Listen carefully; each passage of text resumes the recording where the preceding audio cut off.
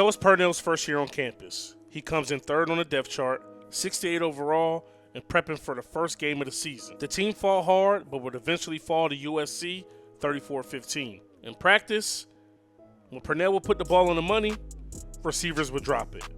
I'm talking perfect textbook passes. They would hit the ground. Coach trust was up and down. Purnell thought he could compete to be the number 2 guy, but the speed of the game was getting to him. Wide receivers continued to drop passes, and he continued to throw picks.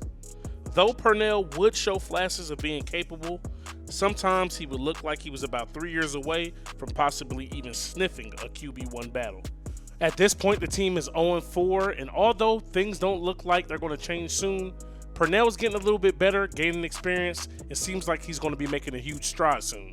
In our 6th game of the season, we were in a close 4th quarter matchup going up against the UNLV Running Rebels, 10-10 with 2 minutes left in the 4th quarter. The defense would get a huge stop here on 3rd and long, and that's going to set up the UNLV Running Rebels for a field goal. The UNLV squad will knock through the kick that will put them up 3, but that will leave our offense with 2 whole minutes. But on 2nd down, with less than 2 minutes left, Braden Shager is going to go ahead and take a shot down the field, and that is going to be a pick caught by Holloway, and that will effectively end all hopes that we have of winning this ball game. And as you guys probably thought, the season continued to get worse, but we would end on a high note, getting the dub versus the Army Black Knights. Now, even though the season was soon to be coming to an end, all of our hard work would eventually pay off as we have finally earned a chance to battle it out for that number 2 spot. Now, at the end of the season, this probably doesn't seem like that big of a deal, but it is, with all 3 quarterbacks set to return for the next season.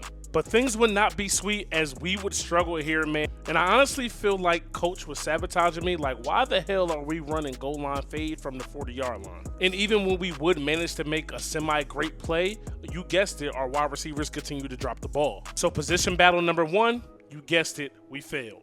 Now, position battle week 2 would fare to be a little bit better as we throw the ball and score a little bit more points. We only had 600 total points. This time, with 3 attempts left, we already have 820, but we still need 1,800 as we hit Jackson over the middle there. That's going to leave us with 2 more attempts. Coach continues to call the same exact play. Our wide receivers aren't getting any separation. Our O-line is barely blocking, running for our lives, and we throw a pick. So attempt number 2, fail. Now, attempt number 3 will be a little bit more promising than them all, but we still need a lot of points as we throw the dot to Pinoki on the sideline. That gives us 10-15, but I don't think there's any play we could run here that's going to give us another 785 points, and we lose the position battle once again. Now, we're going to end our freshman season as a 71 overall. Pretty slow. We got that good throw power, but the accuracy is what's going to continuously hold us back. We're going to come into season 2 still battling out for that number 2 spot, and hopefully, eventually, we can work our way towards QB1.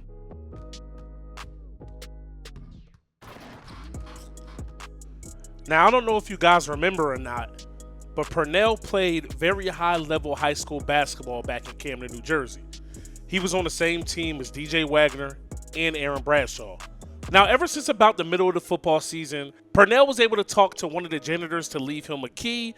That way he can get into the basketball gym and get some shots up to release some stress. Basketball was Purnell's first love, but he always happened to be the man in football.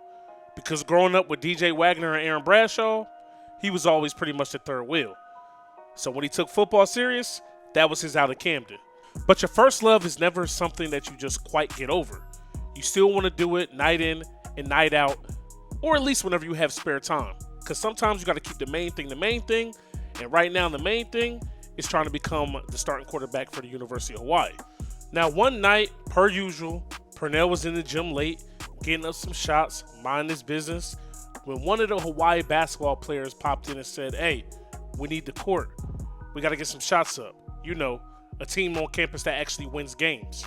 Now, Purnell, being as confident as he is, he looked the dude square in the face and said, "Dog, if I tried out for the basketball team, I'd take your spot." The dude looked at Purnell and said, "Yeah, all right.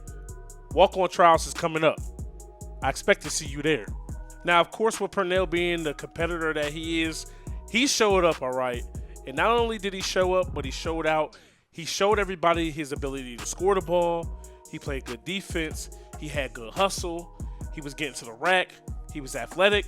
But little do a lot of these guys know, Purnell was actually offered a spot on the basketball team when he was recruited to play quarterback, but he told the coach that he wanted to focus on football and football only.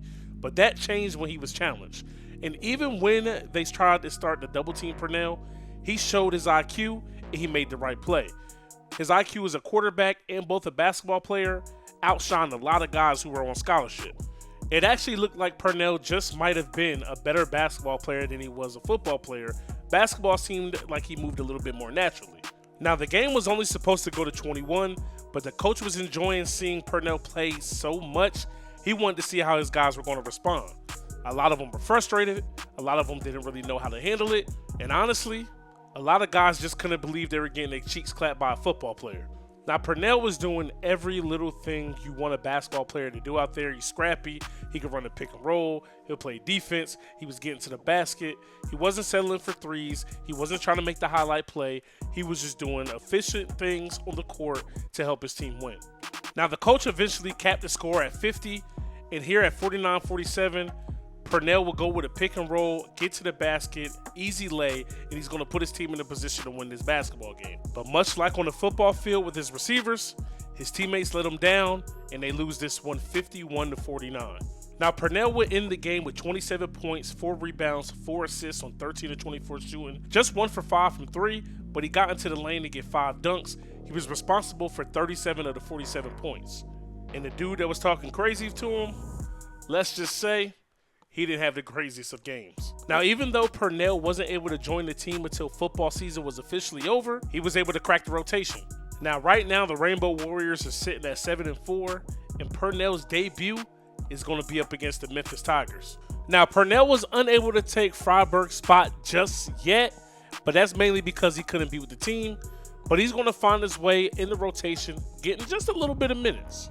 Coach doesn't really want to rush him into things. He knows that he's in shape due to football, but he wants to get him in basketball shape before he throws more at him.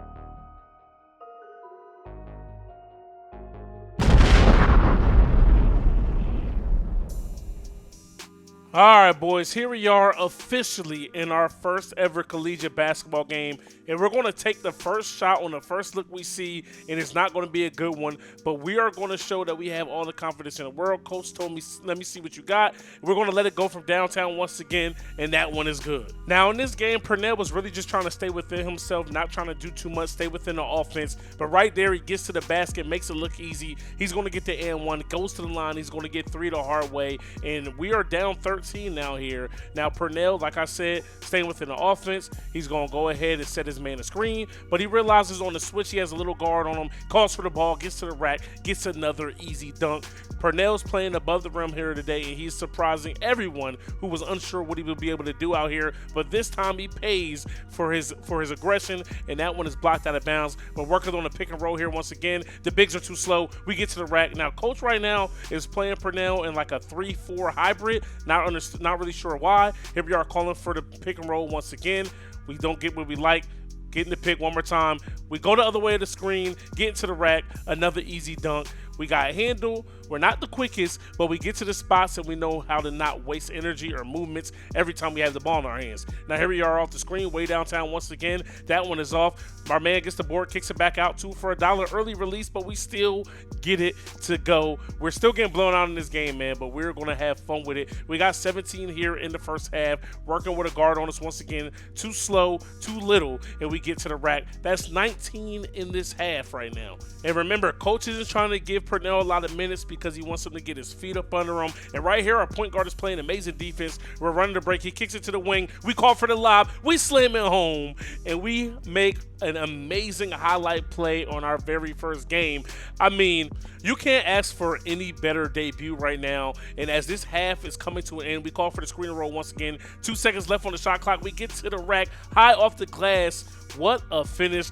But one thing I can say is not every storybook has a fairy tale ending, as we're going to get caught with a putback here. We didn't box out and we paid for it, and we're going to go into the half, and we are leading all scorers after this first half right now with 23 points. Jalen Duren is killing it for Memphis right now with 22, but he's expected to do that. Nobody expected Purnell to do what he's doing right here. And starting off the second half, because we're on fire, watch this move off the block, the spin, pump fake. We get 2 up in the air. We get the left-hand lay, and that's going to be our last shot of the ball game as we get absolutely smashed out here.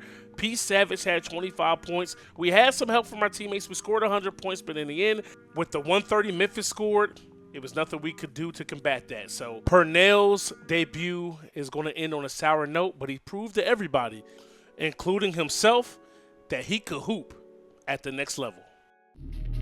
Hey. Niggas want me to lose, but I can't. I've been stacking this shit to the ceiling. Know some niggas with bodies and it ain't no probably. We never speak on them killers. Everybody on my block gon' get them some money. It's only a couple of drillers. I've been fucking them hoes, man, them bitches ain't nobody. Boy, get the fuck out your feelings. Drop my son off to school in the morning. After that, headed straight to the bank. Niggas